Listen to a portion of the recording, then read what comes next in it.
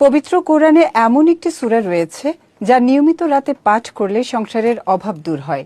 এই সূরায় মহান আল্লাহ কিয়ামত, আখিরাত, মানুষের ভাগ্য, জান্নাত, জাহান্নাম এবং আল্লাহর বিচার সম্পর্কে আলোচনা করেছেন। বিস্তারিত সৈয়দ নওশাদের ডেস্ক রিপোর্টে। কুরআন আল্লাহর বাণী, যা পাঠ করলে হৃদয় প্রশান্ত হয় এবং আত্মা পরিশুদ্ধ হয়। কুরআন পাঠে প্রতিটি অক্ষরের জন্য 10 নেকি সওয়াব দেওয়া হয়।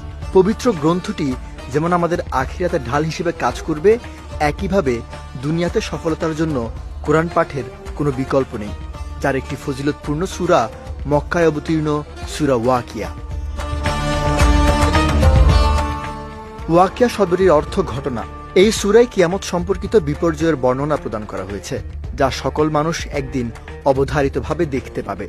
তাই এর নাম ওয়াকিয়া রাখা হয়েছে।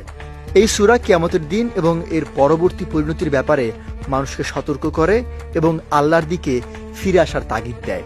আব্দুল্লাহ ইবনে আব্বাস রাদিয়াল্লাহু তাআলা আনহু থেকে বর্ণিত, একদিন আবু বকর রাদিয়াল্লাহু তাআলা আনহু বলেন, হে আল্লাহর রাসূল, আপনি তো বৃদ্ধ হয়ে পড়লেন। তখন নবীজি সাল্লাল্লাহু আলাইহি সাল্লাম বললেন, হ্যাঁ, আমাকে সূরা হুদ, ওয়াকিয়া, মুরসালাত, নাবা এবং সূরা তাকওয়ির বৃদ্ধ করে ফেলেছে। এই সূরা পাঠ করলে কখনো অভাব আসে না। আব্দুল্লাহ ইবনে মাসউদ রাদিয়াল্লাহু তাআলা আনহু তার মেয়েদের প্রত্যেক রাতে এই সূরা তিলাওয়াত করার আদেশ করতেন।